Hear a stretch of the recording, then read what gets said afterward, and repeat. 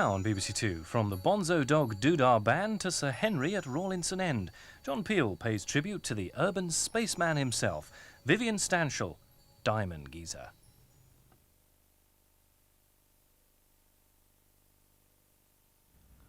The name of Viv Stanshall is probably familiar to far fewer people than it should be.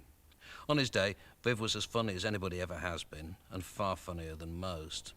That there were too few of these days was the result of Viv's inability to resist the lure of drink and tranquilizers, and some combination of these presumably contributed towards his terrible death on March the 6th. Viv first came to public attention with the Bonzo Dog Doo-Dah Band. The Bonzos had a hit in 1968 with I'm the Urban Spaceman, but failed to follow this with a rewarding sequence of chart biggies. They made several diverting LPs, were pretty huge on the college circuit, and an LP of performances recorded for Radio 1 is due for release in a few weeks' time, just as soon as I can get the sleeve notes written, in fact. After the Bonzos broke up, Viv continued to record for Radio 1, usually under the direction of John Walters, one of too few people who could moderate Viv's barmere excesses, and who had the foresight to see that here was an exceptional man who should be persevered with, even in the face of unreliability and prevarication on an epic scale. The result of Viv Stanshall's work with Walters was a sequence of extended pieces, interspersed with songs, about Rawlinson End and the grotesques who peopled this hellish stately home.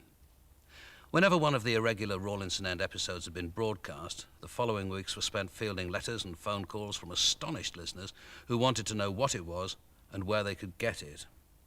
I have to admit that I was slightly alarmed by Viv in the flesh, not only because of his sometimes unusual behaviour, but by the feeling that I was face to face with someone whose thought processes were not only very different to mine, but vastly superior. I've always had a similar reaction to Captain Beefheart, and since hearing that Stanshall and Beefheart spoke regularly on the phone, I've been lying awake at nights wondering what these two astonishing men might have been talking about.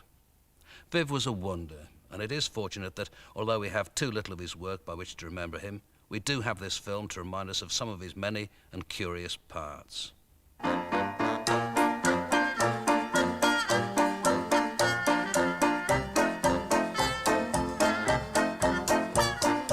In the canyons of your mind, I will wander through your brain to the ventricles of your heart, my dear. I'm in love with you again. As lead singer of the Bonzo Dog Doo-Dah Band, Vivian Stanshall was the court jester of the underground rock scene of the 60s. The quintessential art school band, the Bonzos, were a chaotic mixture of music hall, rock parody, and Dada nonsense. Resolutely English, Stanshall and co. brought an absurdist sense of humour and a love of slapstick to a scene that was already beginning to take itself too seriously.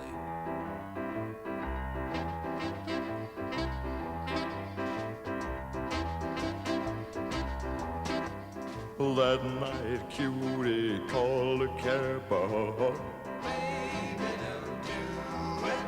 She left her east side room so drab. Despite the Magical Mystery Tour, the Isle of Wight Festival, and their solitary hit, I'm the Urban Spaceman, the Bonzos were perhaps too anarchic even for the 60s. Stanshall spent much of the 70s on the rampage with his friend Keith Moon, two madcaps living out of their wits. His oddball progress culminated in his book, record and film, Sir Henry at Rawlinson End, with a cast of very English characters, including himself as Hubert. I said, I hate drafts. A game the prisoners play. I like to comfort them on their way to the gibbet. In omni patris et cum. Yes. But you, sir, with your varying and natural dignity, can only be... I am Hubert. I do not know my last name. I was found in a snowdrift, clutching a tiny bundle, and on my finger, no wedding band. Do you like riddles? After a fruitful writing partnership with Steve Winwood, Stanshall fell out of sight for much of his last decade. His most visible work prior to his death being a series of extraordinary beer ads. Malcolm the porcupine went to see if a moon of green cheese would float. He exhaled a spray of, will you go away to the land where the hoppity oats? He brewed Humpty of Ruddles, which he dumped in puddles and licked up whenever it snowed. This Stanshall playlet is how Viv saw his life in 1991. Take it away, Viv.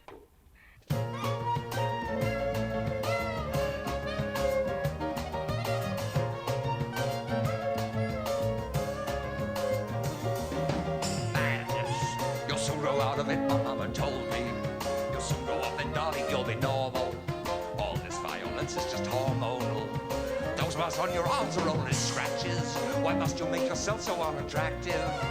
Look at you wasting away. Music. What's that bloody rouse? Call that music. Mama, it's my song and I might lose it. Only ugly noise is what I call it. To me it's everything I ever dreamed of. I won't turn it down and be a good boy now. Won't you look at me wasting away? Wasting, say I'm wasting. I'm still facing it out on my own. When will it end? When will you wake up and understand? I'm a good boy now. Look at me. Look at you. Look at you. Why me? Why won't it stop? I don't know. Are there any clues? Clues. A few years ago, a woman from the Daily Mail phoned to inform me they were doing a piece on Sir John Betjeman, and they would like me to companion him in the article. I, being representative of the younger English eccentric, she wanted to know if I was still doing it. Well, I don't do it. I'm merely myself, as near as damn it, without frightening the housing estates. And her question was absurd rather than fatuous, as it suggests deliberation. It's rather as though you woke up and decided, I'm going to be a Ghanaian today, or I'm going to be a giant squid for the weekend, or that's it, or I'm going to be a wardrobe for the rest of my word. Well, strap me to a tree and call me Brenda. I'm whatever you like, just don't expect me to join in. I do like games, though. You see, I'm not different for the sake of being different, only for the desperate sake of being myself. I can't join your gang. You'd think I was a phony, and I'd know it. So, but my father would rather. I'm right on the edge now, bursting my banks. Heard enough. End of my tether. If I've told you once, slipping my moorings, I'm a reasonable man. Don't answer back when I've asked you something. You're really pushing it, aren't you? Don't think you're too big. Wipe that grin off your face. Who do you think you are? The big I am? I wash my hands of you. I'm telling you this for your own good. The answer is no, no, no. I thought my name was No. The man was no-named. Normal people are called Shut Up, as I'm sure you know. 2, 3, 4. If you had the way to realize what you could do with your potential, if you had the way to realize you could be like me, you could be a barrister, a surgeon, pontiff, or a politician. Yet you choose to be a parasite embarrassment to me. You horrid little shit, I gave you life. Is this the way that you repay me? Oh yes, indeed, you'll rue the day. Don't say I didn't tell you so. If he had the wit to realize what he could do with his potential. Only you would try, I'd swell with pride, 'cause you would be like me. The first 2 years of my childhood were wonderful. Just me and Mum and me and my voices, evacuated from the East End to Shillingford, Oxfordshire. Idyllic. And I remember everything. Bombs whumping and deranged cows budging into the kitchen and Mum shushing them out with a broom. I was freakishly precocious. First words at 4 months, and I could have a conversation with you at 10 months, and that's pretty scary. And I was running. I had to be strapped into my pram. I can still smell that pram and feel the sticky blue leatherette of it. I hated it, that tugging. At the bottom of the garden, the long garden, the Thames with paddle boats, and sardined they were with dancing, battle-happy on-leave soldiers and their girls, dancing and laughing and shouting back to me, and the music, this sort of stuff.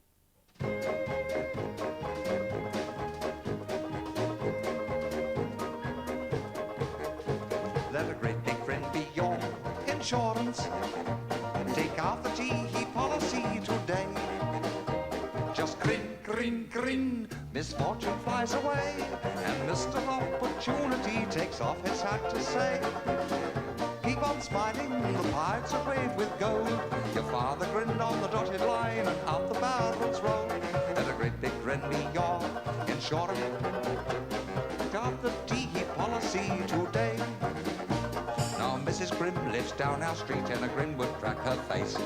She disapproves of everything about the human race. She never has a spot of fun, even wears her hair in a hot cross bun. Wish they'd drop her on the Hun, so the boys could all come home. Sadly for me, when the boys did come home, they included my demobbed father, who'd now got it into his noddle that he was officer class. And by the time we moved back to Walthamstow E17, he spoke like this: "Hello!" So on the streets I'm speaking like this, otherwise I'm definitely going to get me head bashed in, whilst at home it's all, "What home am I? Hello, Papa, and shall there be buns for tea?" Officer class, he determined to be a chartered accountant, and to this end he polished his shoes so shiny that when you looked down you could see all the way up to his suspenders, or upskirts if you fancied it. And then he'd cover the shoes with protective rubber galoshes, and with bowler hat rammed tight and brolly grasped, he would every morning roller skate from Walthamstow to the city. It was thus explained to me, and with the utmost solemnity, that common as I was with polished boots and accent, it was possible to roller skate right to the top of and out of your tree. The self-made man formula manifest. My father was quite normal. I quickly learned to roller skate and to go bald. I was downright terrified of my father, and I still am, and he's been dead for more than a year. Everything I did was a disappointment, and everything I didn't do, sport, maths and so on, was unnatural because he could do it. And when it became clear to him that I was incorrigibly to become one of them, that is to say an artist of some sort, he disowned me. He even refused to hold my hand after the age of 5. It was the beginning of the beginning. Not surprisingly, I became quite a Geezer, oh, the ginger geezer, oh, nearly in a seizure, when I locked him in a phone. Spruced up in me piccolo, me tipsy and me daisies, bowling down a rubber with a cherry china, fine old bowling an oily rain, me cherry bread and cheese, you won't let up,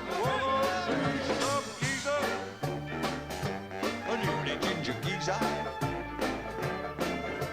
a geezer with a hooter, I suppose.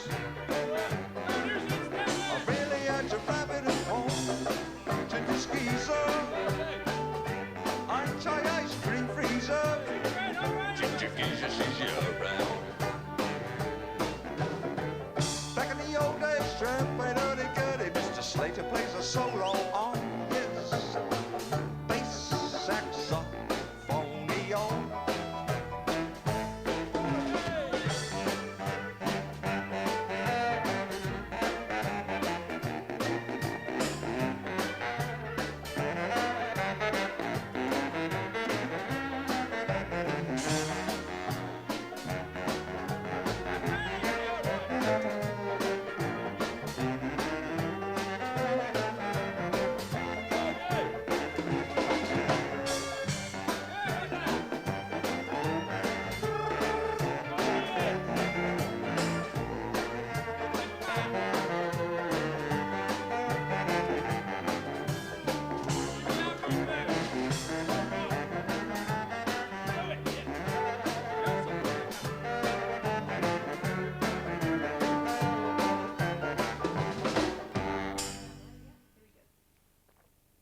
I do remember persuading my mother to persuade my father to allow me to have a duffel coat. And on the first day of wearing it in the street, a little boy crowed to his mum, "Look at that man," and she replied, "Don't look at him, he's a crank."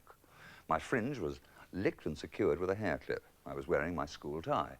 My mum explained to me, cranks, we don't know any of them, and moreover, they're common.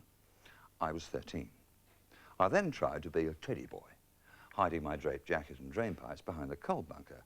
The posh accent, which had literally been bashed into me, kept leaking out, so in that particular gang, I was tolerated as an amusing mascot.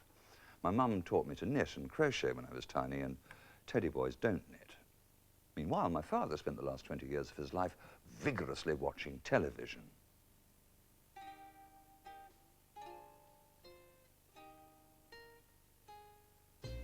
Growing up to be like Dad, death-defying times ahead, retelling stories old of days when Dad was older, younger. Now he sits and has every comfort and sits with a washable cover. But it worries him that his life has gone by. Cheerio.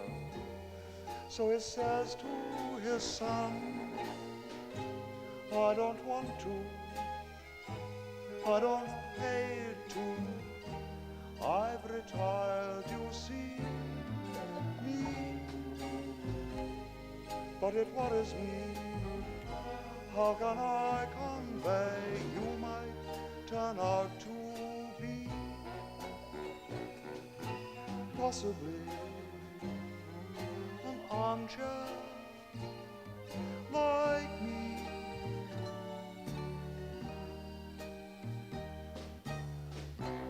But alternatively, a fresh-faced boy in navy blue, shaven and shorn with shiny shoes, 2 O-level, 5'8", the ideal young novitiate. Oh, the morning run is lots of fun, especially if it's raining. We look real sports in our knee-length shorts, it's all part of the training. There's bads, and lots of swanky and bromide tea to stop you thinking about anything at all.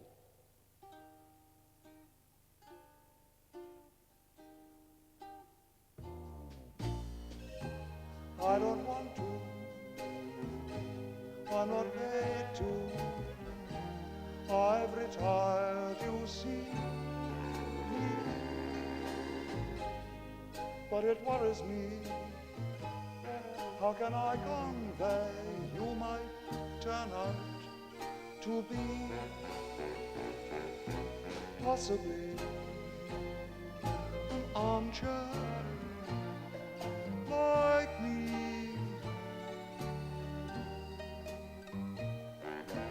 possibly an armchair like me.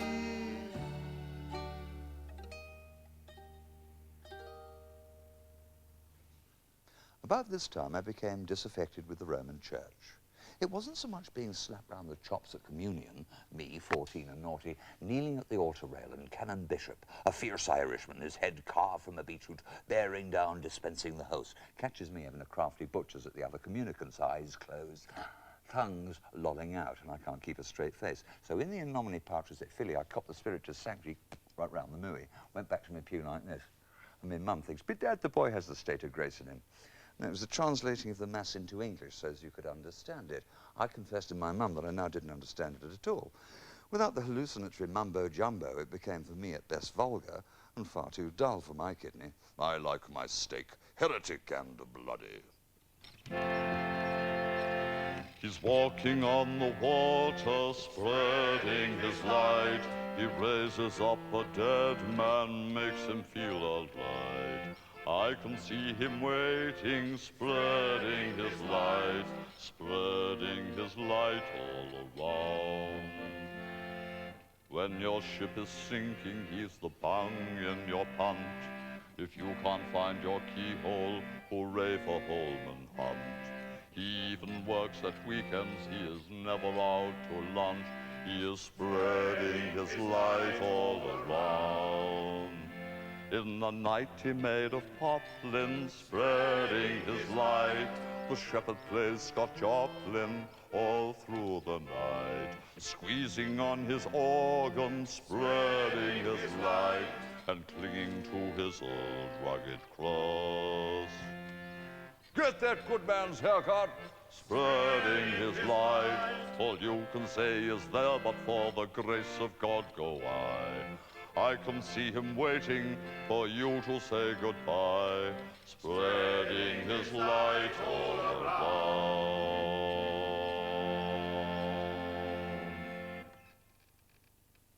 From the squeezable age of 3 till I went to art school and sipped of the mad, generous grape of classless meritocracy, even yobbos can sculpt, I can recall almost nothing. The most of it, the horror, has been quite blanked out, save that I was improper, unfit, and a sissy, but rather curiously clever, so I was doing it deliberately and was therefore a shocking waste.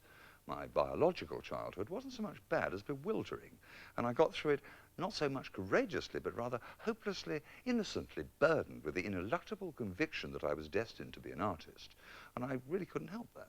Shocking waste or not, the trials and the astonishments did provide the stuff from which I fashioned my work. So the childish things I had then to do in secret, I now do in public. What the hell am I doing this for? What the hell am I doing this for? 'Cause I'd rather cut my hands than I'd let a stranger play my lead guitar. I'd rather cut my hands than I'd let a stranger play my upright piano. I'd rather cut my hands than I'd let a stranger blow my saxophone. Sometimes I get so weak-willed and crazy, frustrated and angry, so wired up and weird and so lonely, so lonely, so lonely, so lonely, so lonely, so lonely, so lonely, so lonely. I let a complete stranger play around with me.